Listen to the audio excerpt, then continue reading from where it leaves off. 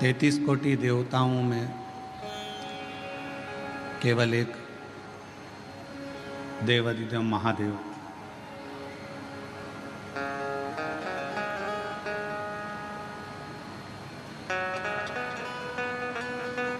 जिनको दुनिया का कोई ठाठ,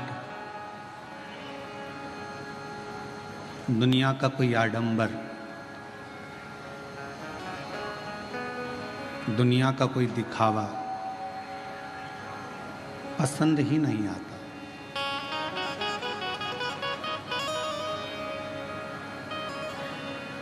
शिव जी को अगर प्रिय लगता है, भगवान शंकर को अगर प्रियता है, तो शायद शिव जी को सत्यम शिवम सुंदरम कहा। जहां सत्य बसता है वहां शिव जी का निवास होता है, भगवान शंकर का निवास होता है।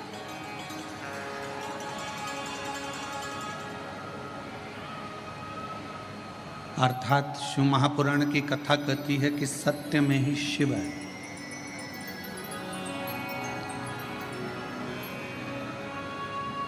और उसको ढूंढने जाने के लिए कहीं पर भी जरूरत नहीं है।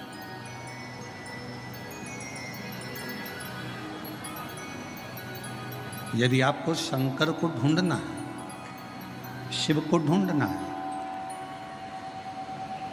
तो आपको कहीं नहीं जाना। कुछ देर मौन होकर एकांत में आप शिव नाम को पुकारना प्रारंभ करो।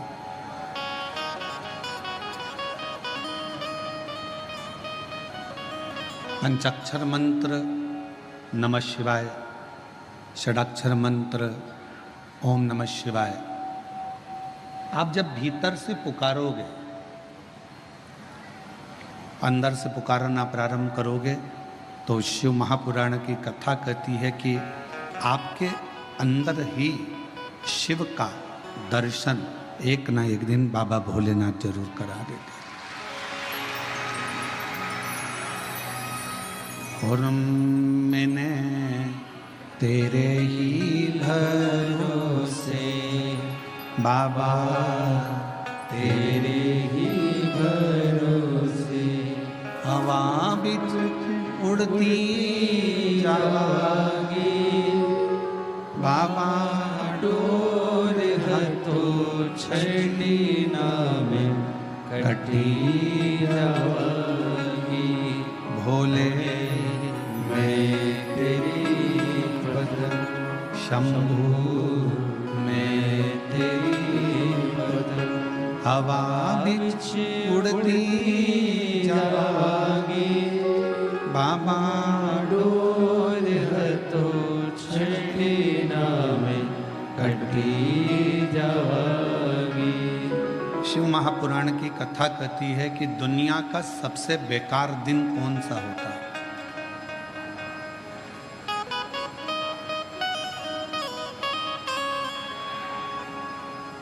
वो कौन सा दिन है जिस दिन को बेकार माना जाता है?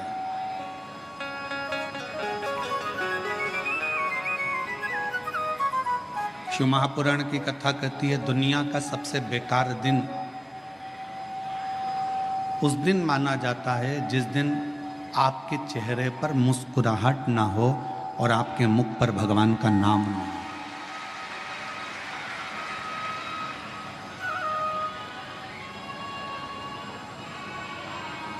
आप यदि मुस्कुरा रहे हो, आपके चेहरे पर हंसी है और भगवान का नाम है, आपके चेहरे पर प्रसन्नता है और भगवान का नाम है,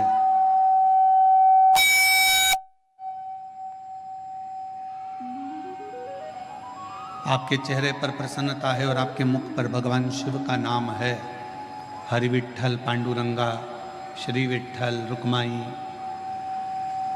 संत ज्ञानेश्वर, संत तुकाराम जी महाराज, संत नामदेव जी महाराज, या किसी भी रूप में भगवान का कोई भी नाम यदि आपके मुख पर है और आपके चेहरे पर यदि कितना भी टेंशन हो, कितनी भी चिंता हो,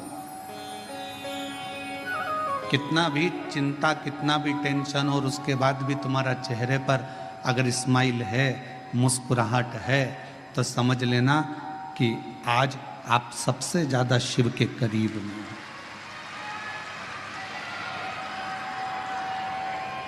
क्योंकि दिन ही बेकार वो माना गया है जिस दिन तुम्हारे चेहरे पर कोई मुस्कुराहट ना हो, कोई हंसी ना हो।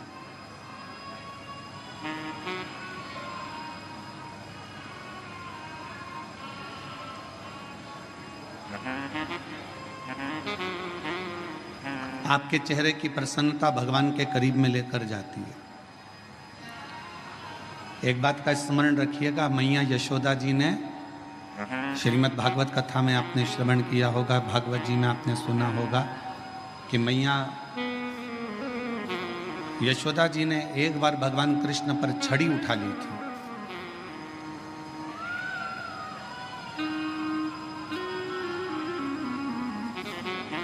ताई के बाद अगर बेबी मायके आए और रोती रोती आए तो बाप को भी चिंता लगती है, बाप को चिंता व्यापती है, पिता को टेंशन रहता है।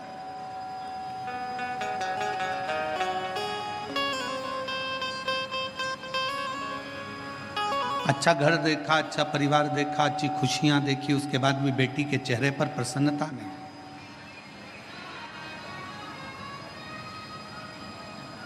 तो शिव के पास में जाओ, भगवान शंकर के करीब में जाओ, शिव जी के नजदीक में जाओ, देवादिदेव महादेव के पास में जाओ, तो चेहरे पर थोड़ी सी प्रसन्नता। और तो और हमने शिव महापुराण की कथा के माध्यम से पहले भी आपको कहा, आप एक लोटा जल शिव जी को नहीं चढ़ा सकते।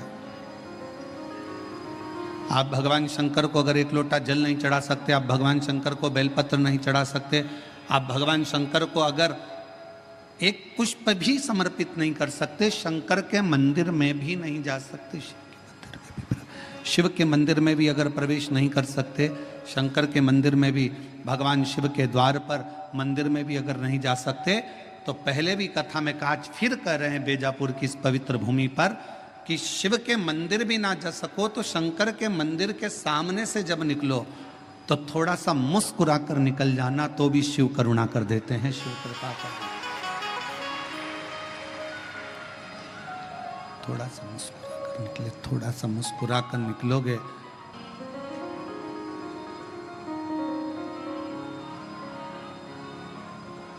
शिव करुणा सागर है, शिव दया सागर है, शिव कृपा सागर है। और शंभु शरणे पड़े मांगो घड़ी रे घड़ी, दुख काटो दया करी निदर्शन आपो। शंभु शरण पड़े मांगो घड़ी रे घड़ी, दुख काटो दया करी निदर्शन आपो। बेजापुर की इस कथा का नाम बेलपत्र शिव पुराण दिया। उसका कारण एक ये भी रहा कि आने वाला जो समय है वो श्रावण का महीना है।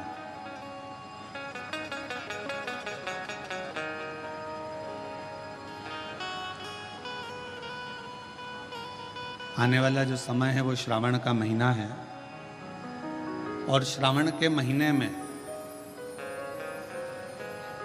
जब आप और हम प्रवेश करें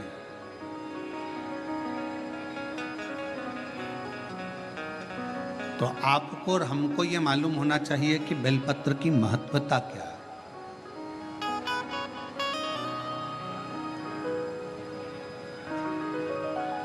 संचेती परिवार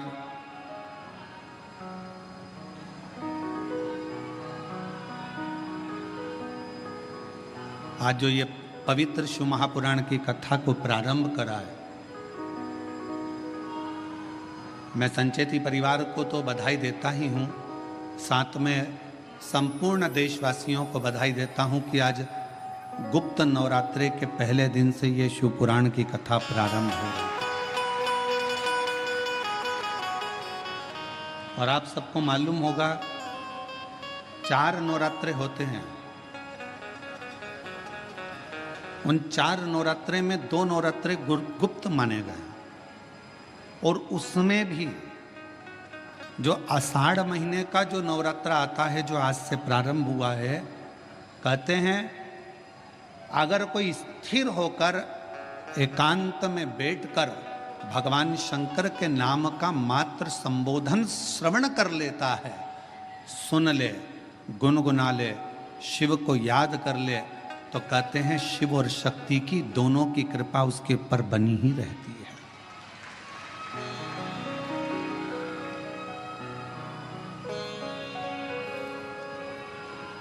और आज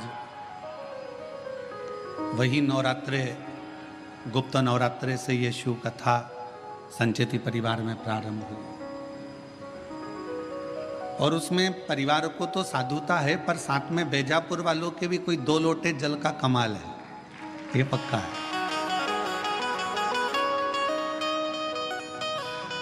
हम जब कल विशाल जी के घर पहुंचे तो वहां पर माता जी कह रही थी विशाल जी की कि गुरु जी 25 साल से शंकर जी की आराधना कर रही हूं और उसका फल आज प्राप्त हुआ है। हम आपको धन्यवाद देते हैं माता जी, बहुत बहुत साधुता है।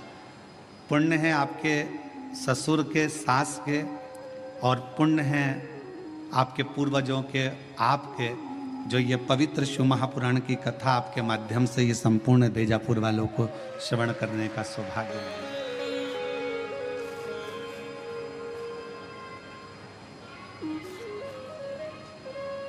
और वो भी इस पवित्र नवरात्रि के अवसर पर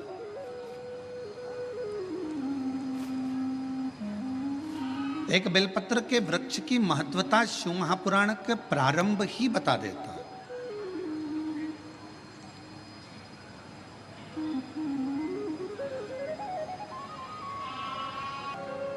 आप जितना जितना भगवान की भक्ति में, जितना जितना भगवान के भजन में, जितना जितना भगवान के नाम में, जितना जितना भगवान के स्मरण में इस जिह्वा को, इस शरीर को, इस मन को लगाएं,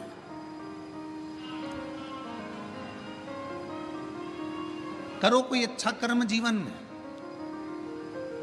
और फिर निवेदन है कि मत बुरे कर्म कर बंदे वरना पछताएगा, भगवान की आगों से तू बच नहीं पाएगा, तू बच नहीं पाएगा।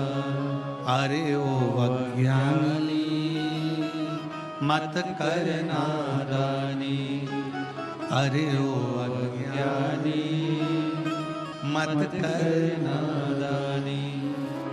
तेरे कर्म का फल भी तू ही पाएगा, जैसा किया तूने तेरे आगे आएगा। मत बुरे कर्म कर बंदे वरना पछताएगा, भगवान की आंखों से तू बच नहीं पाएगा, तू बच नहीं पाएगा। अरे ओ अज्ञानी मत कर नादानी। रहो परिवार में, कुटुंब में, नातों में, रिश्तों में। कोई तुमसे कह दे कि तुम अपना घर छोड़ दो तो कह देना सीवर वाले महाराज ने मना करा, मैं अपना घर नहीं छोड़ सकती। कोई तुमसे कह दे कि तीर्थ में जाकर बैठ जाओ तो मना कर देना, हमारे बस की बात नहीं है तीर्थ में बैठना। कोई तुमसे कहे किसी नदी के तट पर जाकर बैठ जाओ, सन्यासी बन जाओ, संत बन जाओ, साधु बन जाओ, तपस्वी बन जाओ, साधक बन जाओ, उपासक बन जाओ, मना कर देना, हमारे बस का कुछ भी नहीं है। शिव महापुराण की कथा तो कहती है शंकर का एक तत्व अपने भीतर धारण करो। शिव जी अपनी अर्धांगिनी धर्मपत्नी के साथ रहते हैं, शिव जी अपने बच्चों के साथ रहते हैं।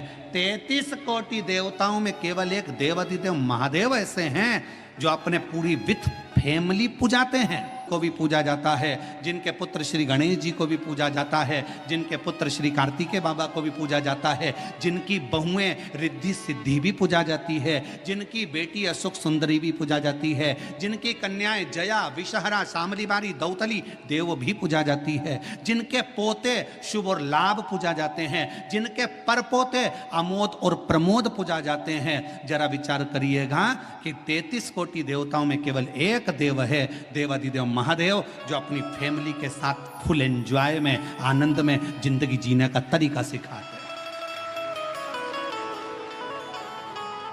केवल शिव।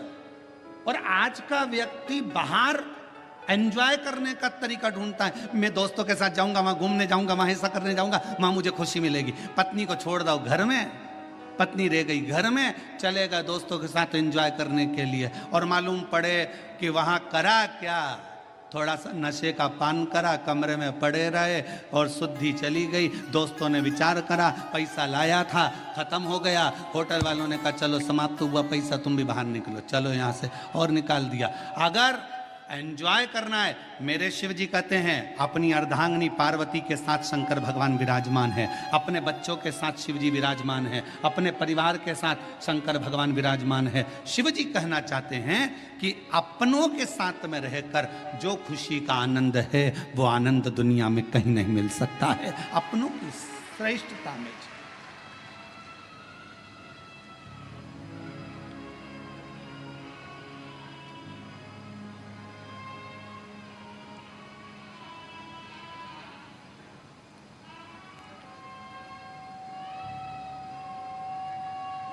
कल हमको बड़ा अच्छा लगा, हम संचेती परिवार में जब आए तो हमने पूछा ये सब लोग जो खड़े हैं कौन है, तो कहा विशाल जी बोल रहे थे ये काका जी हैं, ये काकी जी हैं हमारे। अच्छा, ये हमारे ये हैं, ये हमारे वो हैं। अच्छा, हमें समझ में इतनी प्रसन्नता हो रही थी कि बताओ, पूरा परिवार एक जगह पर, और उसमें भी भगवान की अविरल भक्ति और शिव महापुराण की कथा और बेजापुर का क्षेत्र, ये जीवन का एक आनंद प्रदान करने वाला, एक सुख देने।